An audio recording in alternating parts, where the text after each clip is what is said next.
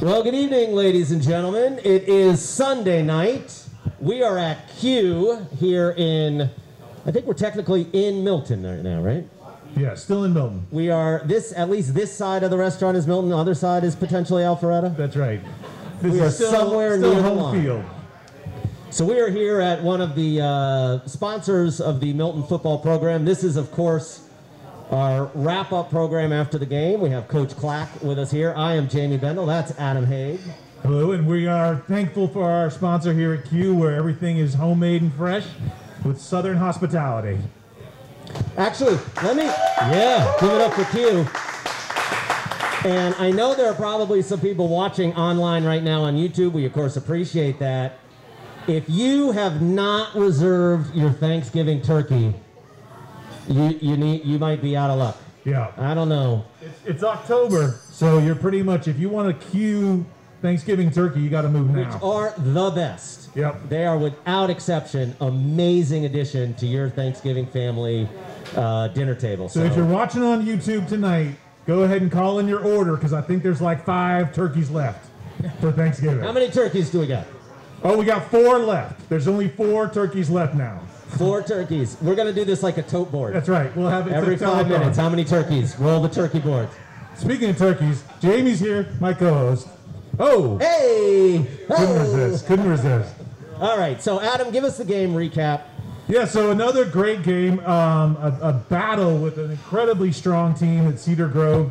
The end score was 14-7, but just an incredibly well-fought game by both teams. Coach, one of the things that was weird about this game that you don't see very often, and maybe this is a result of COVID, I'm not sure, but one of the teams had played 2 games, and one of the teams had not. Right. And so they had an opportunity to review film on our 2 first games, and we did not. So how do you prepare in that type of game when you don't have the film from the other team to review? Yeah, that was definitely something unusual, and even the fact that we had played some games and they had not, you would think, wow, that's a huge advantage, because we've had to, knock the rust off and had those, those early season games to kind of get ahead there. But the length of time that they had to practice, and the fact that the weather has broken and all those things really kind of nullified a lot of, I think, what you would consider to be advantages of having games under your belt versus not having games under your belt. And let's be honest, I mean, that is a pedigree, perennial powerhouse, 3 out of 4 state championship, well-coached team. They're not just sitting around doing nothing. Right. They've got, Power 5 kids on both sides of the ball, sharpening each other up. So it was something we talked a lot about, just hypothetically, because it didn't much matter. It's going to benefit somebody or not benefit somebody. You're going to have to go out and play. I really do think a huge advantage of our staff is the way that they break down film, is the way that they scout up the other team, is the way that we can personnel to find our matchups, and yeah, that definitely was an obstacle of that game. Yeah. Well, so talk about that, though, when you have a program that has been that successful. And I think one of the things that's been impressive about your tenure at Milton is really establishing that culture of performance. So, and we've kind of touched on it previously, when you're winning year after year, is the expectation easier when that next class of freshmen arrive, when those next group of kids show up, because they know what they're supposed to be doing? Do you feel like you're on the path that you want to see in terms of the Milton program moving in the right direction to have similar year after year repetitive success? Oh, absolutely. Your past success does not guarantee or attribute to your current success, in the game itself. You can't rest on your laurels, so to speak. But I'm a big believer in you rise or fall to the expectations you set. And in this program, from day one, we said our expectations are going to be not just good in North Fulton, not just good, a good in this region. We want to be one of the perennial powers in the state, and we want to go even beyond and be, a national presence. I want people on the East Coast and the West Coast to know what Milton football is, because we play that type of brand, and we're going to take on all comers. And I definitely believe we're on that track. I believe that's kind of becoming a foundational piece of our program. I hope that even kind of exudes down into our feeder program when they see teams like this and they see the trips that we take and they see the big games and the TV games. They know, hey, I'm signing up to play football at Milton High School. I am, in fact, agreeing that is the expectation, that we play big games and we take on all teams. All right, so then because I'm going to ask you to lift the curtain for those that might be unfamiliar with what that process is. Who's the game recruiter, right? Because if what you're saying the approach is you want the Milton program to have the attitude, we'll play anybody, wherever, whenever, right? How far out do you try to go look for those games? Are you 3-4 seasons ahead? So is the kid who's just coming out of the feeder program, his first year, really engaged? Are you already looking for the games with those kind of national competitors? Everything's in 2-year cycles. Okay. But just to back up, and it's funny, I was thinking a lot about this. It's chicken or egg almost. Do you have to build a good program and then go to the big games, or do you go to the big games and that helps build your program? And that's kind of how we built it. I remember my first year. We had a lot of success against the North Fulton teams. We came up short in our region. We had a nice playoff win, and everybody was, really ecstatic, and they kept talking about the North Fulton success. And I knew right then, we have to break that as part of what we're going to measure ourselves on. Yeah, of course we're going to have North Fulton success, because we're going to have success much greater and beyond that. So me and Coach Silvestri, our AD, really went to work. Hey, the Corky Kell is the premier event in our state. We're going to get in that. That's where we ended up playing Archer. We were looking, and again, you find kind of what you're looking for. I'm looking for a national kind of out-of-state game, something that's going to put our kids on the spotlight and say, hey, we better get ready to play this, because that's what we're doing. And that's how the Freedom Bowl fell into our lap. Just find what you're looking for. So now we're bringing in a Cardinal Gibbons, and we're hosting people, and we're under the spotlight, and our kids responded to that. So the next year we're going, and we have a hole in our schedule, and it's like, hey, nobody's ever gone to California.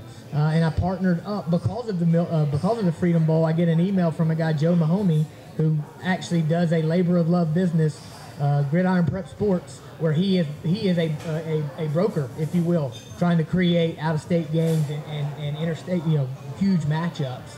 And so that's kind of how it all kind of started to evolve.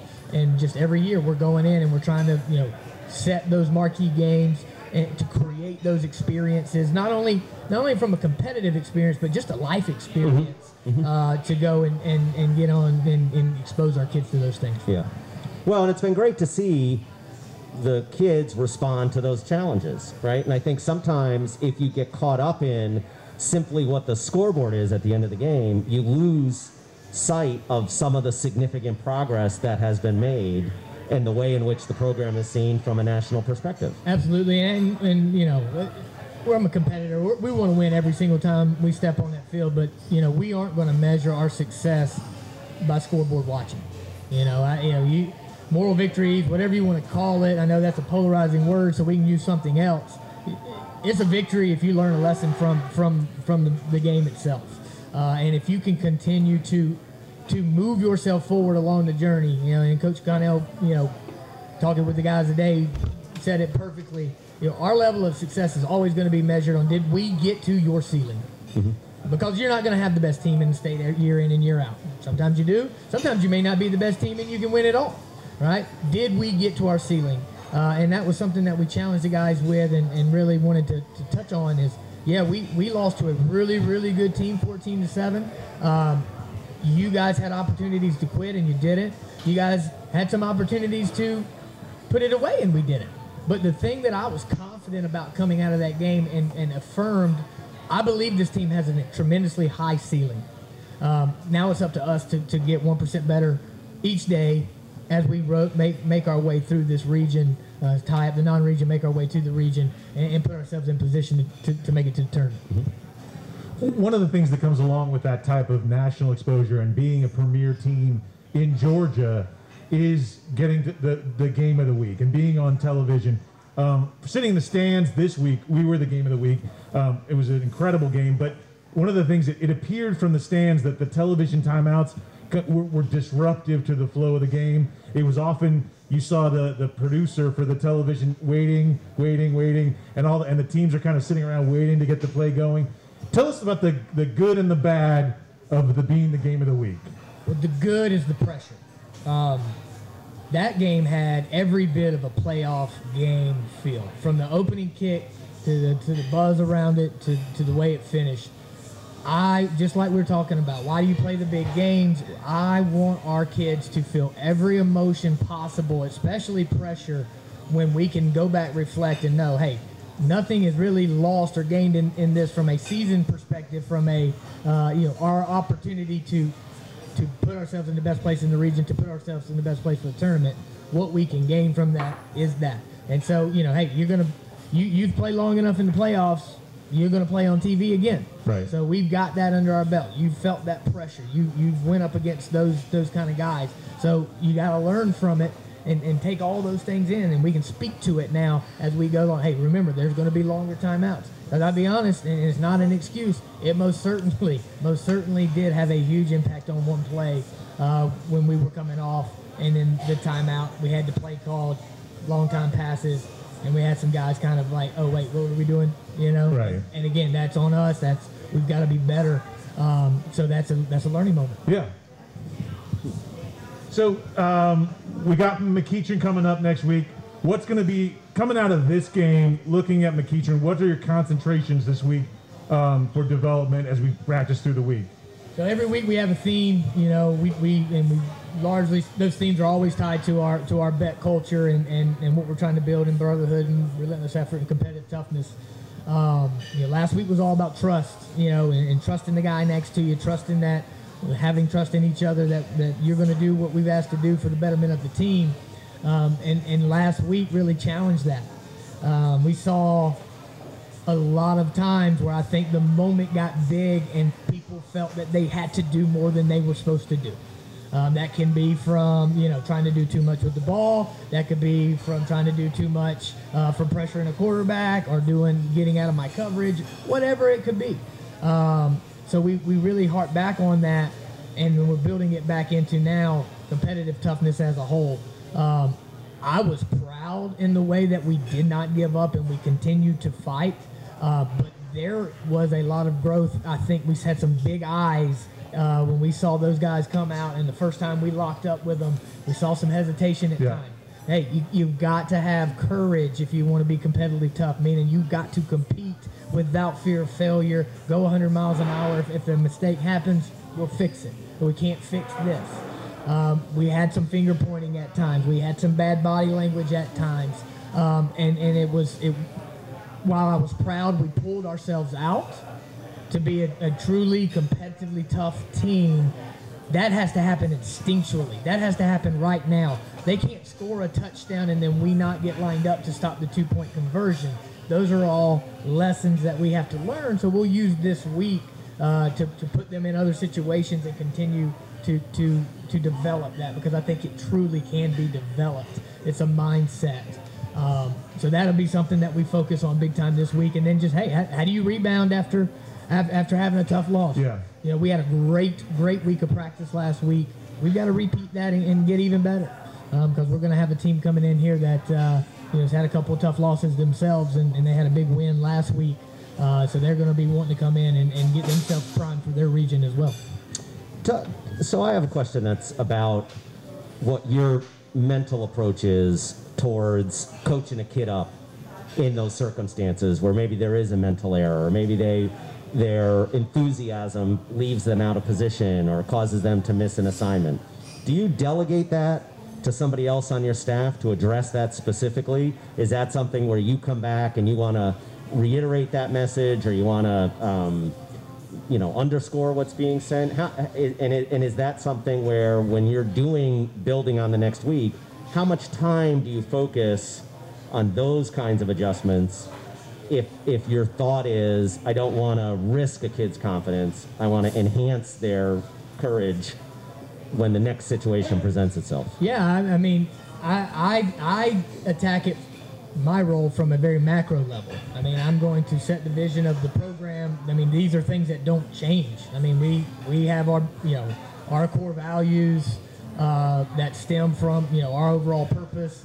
We have that. I mean, they do a player eval to start every season, and those core values are broken down into 3 behaviors each, and those are rubriced out. I literally read the rubric to them today about a 1, 2, 3, and a 4 of courage, perseverance, and encouragement. So we're going to constantly be educating them, reminding them, and showing them real-world examples. Like, if I want to encourage negatively, is that what we are all about?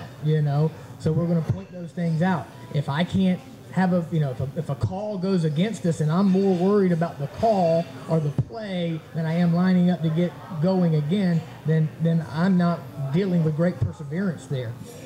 So yes, we address it. We harp on it. We try to put them in situations. I'll purposely, if I'm refereeing or officiating a team compete period, I'll make a bad call on purpose just to see if somebody's going to complain about it, and then that's 15. Now they got another first down.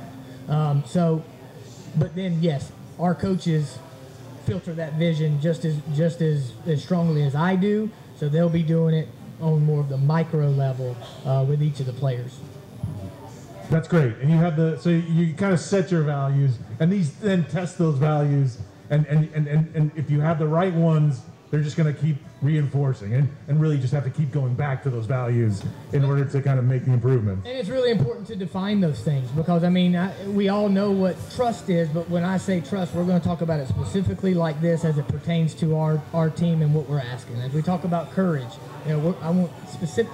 Not are you just not scared of things? Right. No, are you willing? You may be the baddest dude on the planet, but you're terrified now that you're on TV that you may make a mistake and somebody's going to blast you on social media. You got to get past that. Right. Their opinion doesn't really matter.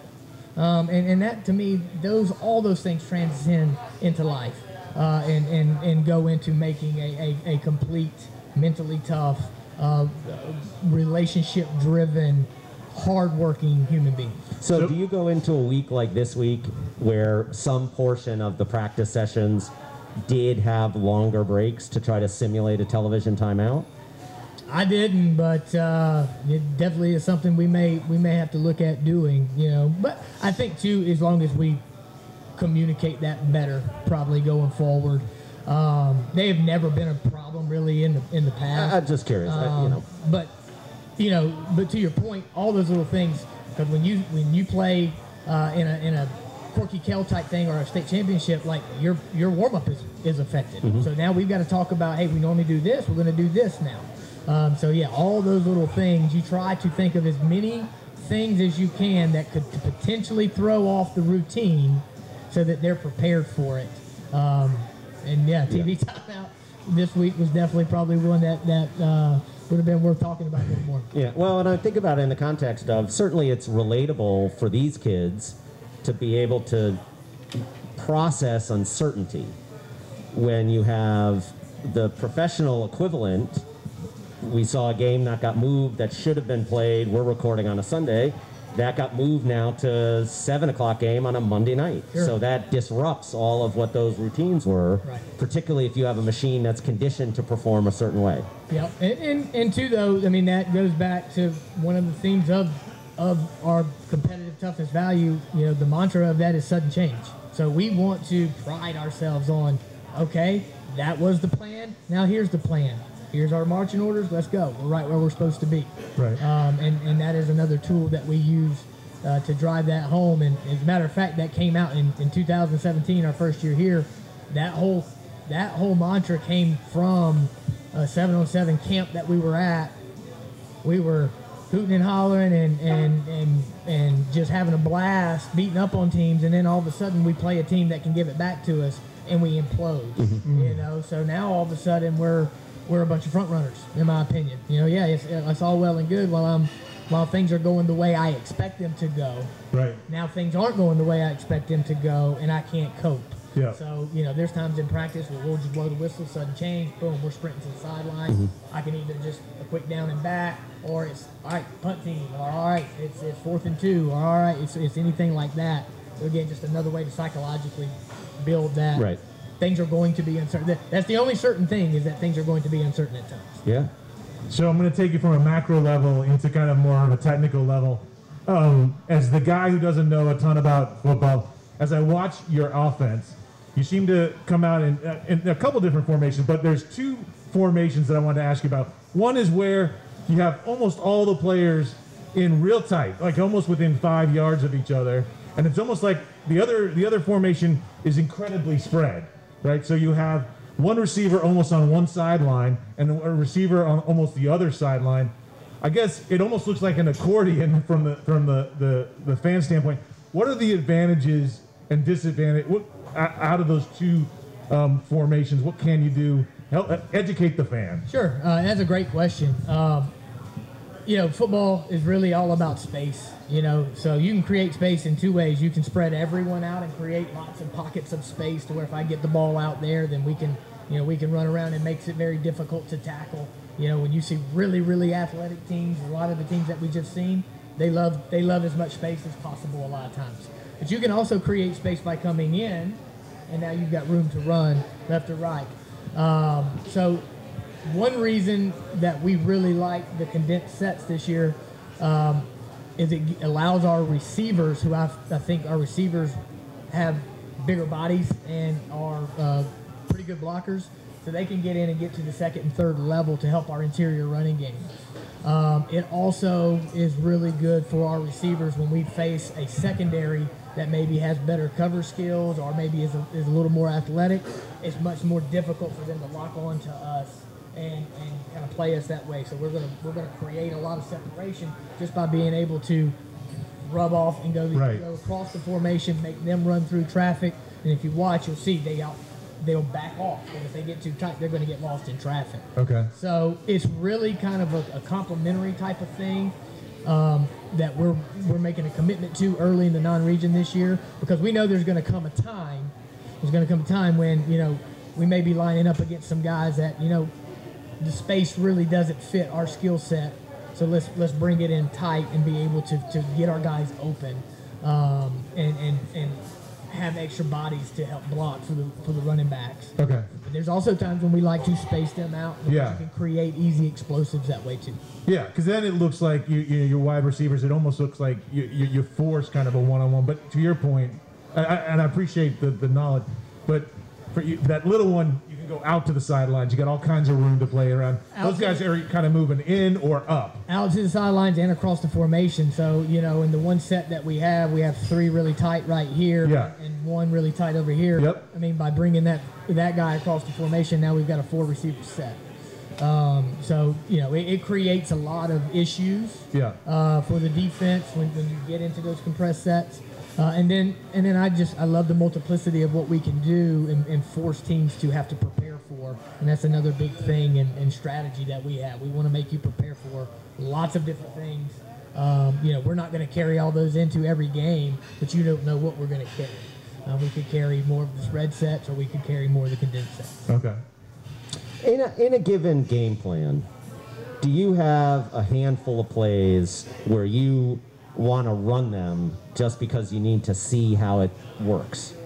In other words, it's something that's a new addition to the playbook. It's a little more recent. It's got new kids in those positions, and you're thinking, I want to see how this one runs now in a live game, because it is one that I might save for a different opportunity down the road. Oh yeah, especially in the non-region, you're going to experiment a little bit. You're going to see, what I want to know coming out of non-region is who are we, what are we good at, what did we think we were going to be good at, and either we're not as good and we need to improve, or maybe we just need to pivot and go a different direction. And to your point, you're going to build and set things up off of things, right? Not only for later in the season, but maybe just in that game. Mm-hmm. We're going to run this, we're going to run that, and I go back to the one compressed set that we have. And we do some different motions and things out of that. And the whole goal is that we're just going to continue to evolve that, knowing that you're going to see and prepare for that. So we're going to have plays off of that, and plays off of that, and plays off of that, and continue to kind of evolve as the season goes, and adding new wrinkles and additions. Right.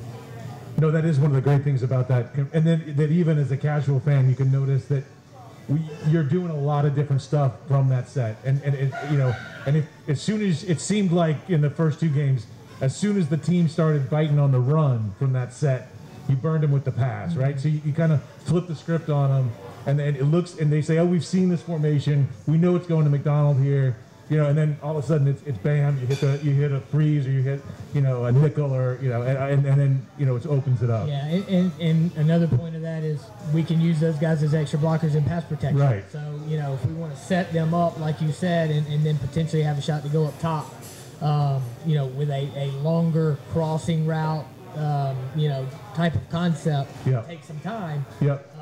You know, we can now have extra blockers to help us get that off. So let's talk a little bit about what preview from McEachern for us. What can we expect out of them? What do they do well? You know, what can we expect to see? Yeah, McEachern is you know, kind of a perennial power in our state. You know, last year I want to say they made it maybe to the quarters, maybe the semis. They have always got really, really good, talented players. They're normally big up front and fast to the back end. Okay. So we're going to get another dose of that, which is awesome. You know, which is awesome. We're going to have 3 games straight where, you know, we've really had kind of some big guys for our guys to go against up front, and some great speed that we've got to counterbalance. They have struggled a little bit at times this year, but when you look at the competition that they're playing, it's understandable. They've lost games to Grayson, North Gwinnett, and their big rival, kind of their Roswell, is Hillgrove. Yeah. But then they turn around and beat a really good Newton team 8-7 last week. Their head coach, Franklin Stevens, is known around the state about, you know, the defense that they play, and then they're going to line up and really try to kind of play some smash mouth type football on offense. Great. Let me ask you to kind of go back to how this season maybe is different than some of the others. Are you feeling at this point in the season you've kind of shaken off whatever historically may have been your early game stuff, and now really the routine is different? We've moved past some of the delays and the pushback and all of that, and are you really feeling like, okay, we're in a mid-season kind of flow? Or are you still feeling like I'm really seeing some kind of early season things that I would have expected to see? I feel that the flow is beginning to really normalize. I still think we are a little behind in terms of where we would normally be game 4 from an execution standpoint, you know, and some of the little things. And again, that's no excuse at all, but it is an observation. When I look across the state and I see 2 good teams play, I've noticed the scores be pretty low. Yeah. And I really think that is attributed to the loss of timing, the loss of reps. I am a rep. You know, I'm obsessed with reps. You know, the more you rep something, the more you internalize it. I mean, we're still making some mistakes on things that we would consider to be, this is our base stuff. We should be able to roll out of bed and run these things in next May when we get back together.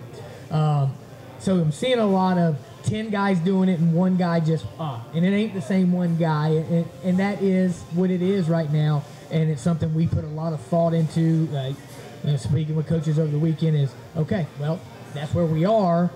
What do we do to fix it? And we've got some ideas that we'll be addressing through our practice plan, which again is where I look in the mirror. I've got to put the best plan together for the guys. I've got to notice these things, and we've got to get it right. We've got to do it better than the other teams are doing. But yes, to your point, I definitely feel right now some of that missed time in the spring and the summer. Do you feel, and we've talked about this in the past, you have had some people who have had significant influence on your approach to coaching, people who you'd look to as mentors and really people who would have a continuing influence. Even in this sort of disrupted season, are you still reaching out to some of those folks to talk through some of those kinds of issues? I tell you, this is honestly, I don't know that there's a whole lot of people you can reach out to because it's so foreign. It's no precedent. It's so unprecedented.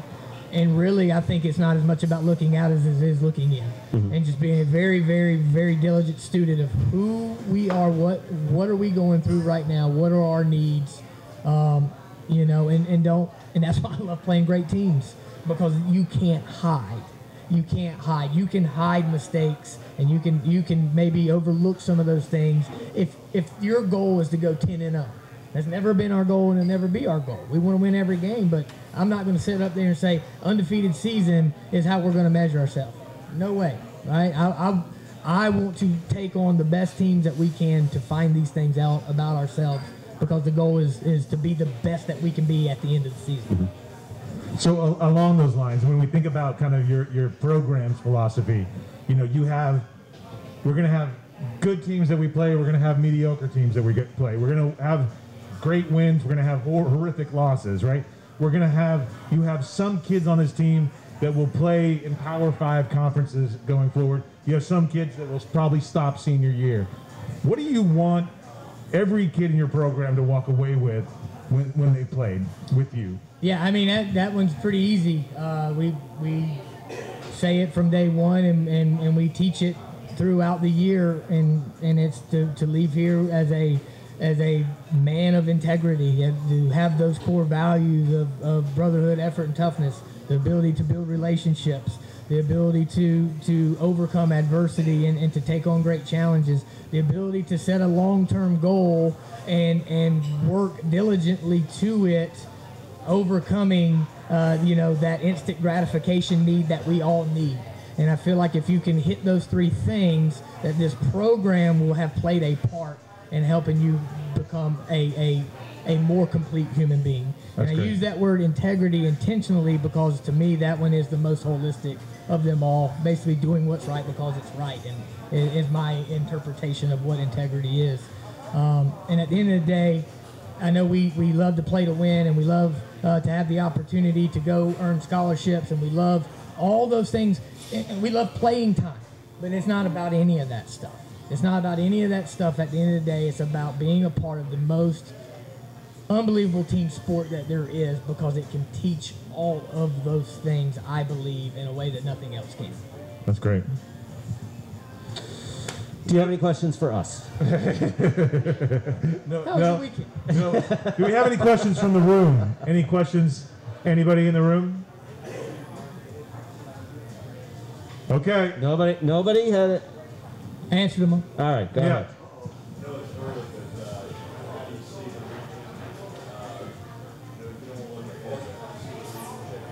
All right, so just for the people that are maybe listening and didn't hear the question was, how do you see the region shaping up? How do you see the region shaping up? I haven't been able to see a lot, and, I don't consider looking at the region during non-region looking ahead. And I think that's exactly what you want to do right now. Just going down the list, I think Alpharetta is going to be an extremely tall task. I mean, they've got new coaches, great coaches who have come in with great pedigree, especially on defense. The head coach was offensive coordinator from a perennial power in Hoover. So, I think those guys are drinking the Kool-Aid over there. And again, you can't look at their record and be like, wow, they're really down. They played some tough teams really tough. And I've seen a little bit of film on them, and it looks like they're playing hard. And, when it comes to rivalry, it's going to be crazy. And the same thing for Roswell. Right now they look like, they're playing some really good ball. Haven't had a chance to really see them, but just kind of looking at the box scores and talking to some people, the defensive coordinator was promoted, and they do a great job on defense over there. And North Cherokee just keeps winning. All right, they had a big win against Cartersville last week, and now, them and Roswell both, in the AJC, which if you care about polls, which I don't, but they're starting to get some love there. So we know that they have a great offensive skill set. Those are three good ones right there. And then you're going to have some proud teams in Etowah and Woodstock as well. So, I think it's going to be a fun region. I was really excited about this region. I've always struggled with the cost benefit of region games that are not, of rivalry games that are non-region, because it's all about the region to me. And right. But those rivalries are important. Yeah. And so now we get to expend that energy on something that really counts. So I'm excited about that, and I think it's going to be fun to kind of take on the new and to learn the Cherokee teams as well. All right, so I got to ask you about that, though, because I think I'm 100% the opposite. So you look at some of these rivalry games, and these are the kids that they went to school with, they played, they're younger. They don't maybe know anybody from some of these new region schools. So what I was going to ask you is, has there been some of the older kids, your juniors and seniors, who feel like they had unfinished business with teams in the region that went away? Your Forsyth teams and some of that stuff that disappeared, where they're like, man, I wanted those guys this year. I didn't get my chance against them. It's always been about the Alpharets and the Roswells. That's what I mean. That's what I'm saying. Yeah. That's what I'm getting. So to me, I think you get most hyped for your. And for risk of sounding kind of arrogant, I think we finished our business with the Forsyth. Oh. I'm just saying. I have to ask the question. Yeah. I gotta ask the question. Hey, Coach, my hat says softball on it. Occasionally, I gotta toss you one. Yeah. All right, well, Coach, thank you so much. Thank you to everybody at Q. Don't forget, I think we're down to 2. Let me just look at the total. Yeah, we have 2 turkeys left. There are 2. So if you want to get a turkey for Thanksgiving, go ahead and call Q right now and order your turkey. But really great stuff, Coach. Looking forward to the game this week. It was a really fun one this week. Can't wait to see another one. I love that apparently we're playing only home games so far. Yeah. So let's just keep it going. Absolutely. Thanks, guys. All right. I appreciate it. Tune in next time. Bye, guys. I'm Jamie. I'm Adam. He's Adam. And he's Adam.